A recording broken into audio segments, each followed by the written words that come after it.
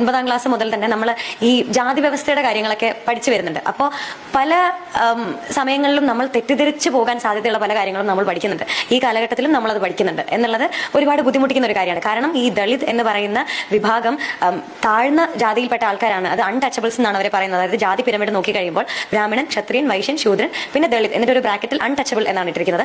അപ്പോൾ ഇത് ചരിത്രം പഠിക്കുമ്പോൾ ഇത് പഠിക്കേണ്ട ആവശ്യമുണ്ട്, നിർബന്ധമായിട്ടും ഇത് പഠിക്കേണ്ട ആവശ്യമുണ്ട്. കാരണം മുൻപത്തെ കാര്യമാണല്ലോ, നടന്നു കഴിഞ്ഞ കാര്യത്തിനാണ് നമ്മൾ ചരിത്രമായിട്ട് രേഖപ്പെടുന്നത്. അപ്പം ഇങ്ങനെയായിരുന്നു നമ്മുടെ പണ്ടുള്ള കാലം അല്ലെങ്കിൽ മുൻപുള്ള കാലം ഇങ്ങനെയായിരുന്നു എന്ന് അടയാളപ്പെടുത്താനായിട്ട് ഇതൊക്കെ ആവശ്യമാണ്, ഈ ടേംസ് ഒക്കെ ആവശ്യമാണ്.